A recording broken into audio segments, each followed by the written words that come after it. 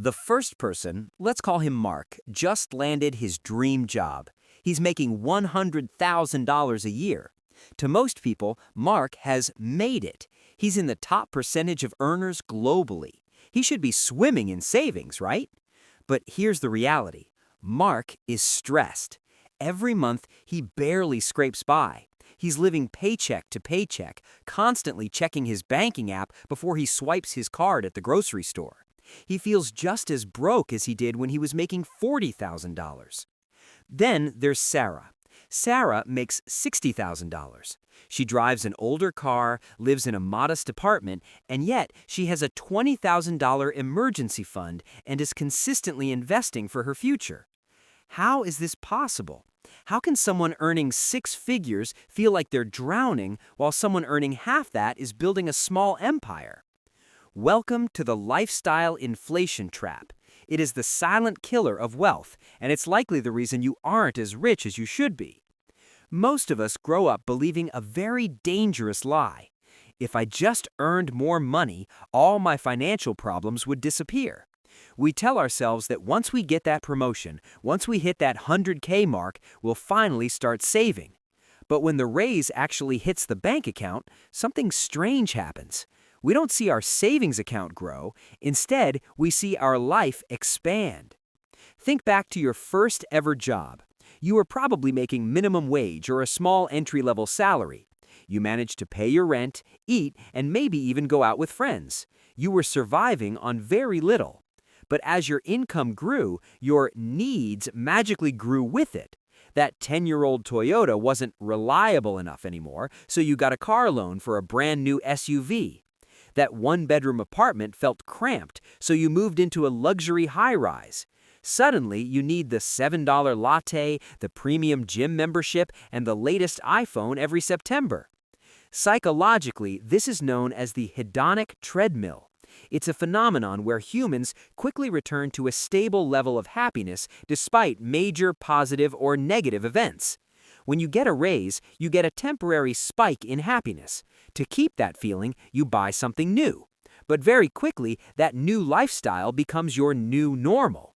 The problem is that while your happiness levels out, your expenses stay high. You've just increased the cost of being you. Lifestyle inflation is insidious because it doesn't happen overnight. It's a series of micro upgrades.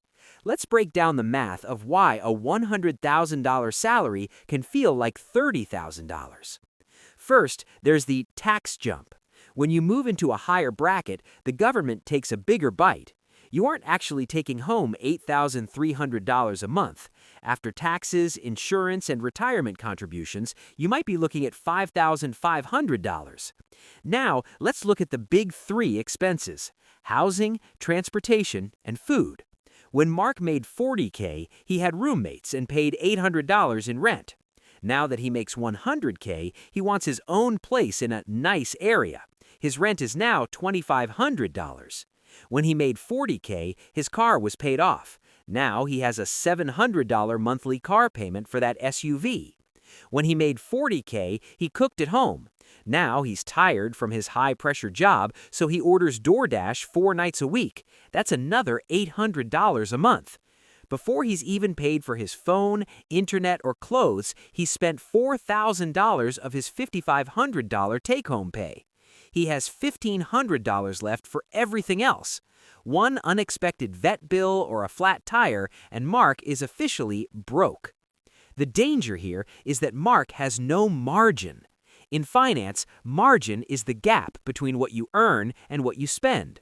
Wealth is not built in the earn column, it is built in the margin. If you earn $1 million but spend $1 million, your wealth is zero. You are just a high-paid delivery man to your creditors. The insight, the psychology of deserving it. Why do we do this to ourselves? Why is it so hard to just keep our expenses low? It usually comes down to a very specific psychological trigger, the "I deserve it" fallacy. When you work 50 or 60 hours a week to earn that 100K salary, you feel a sense of entitlement. You tell yourself, I work so hard, I deserve a nice dinner, or I deal with so much stress, I deserve this vacation.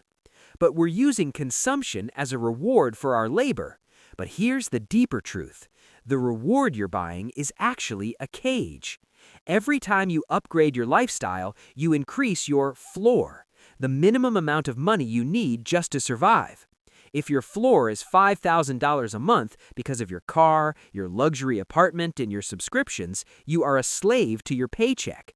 You cannot quit. You cannot take risks. You are trapped by the very things you bought to make yourself happy.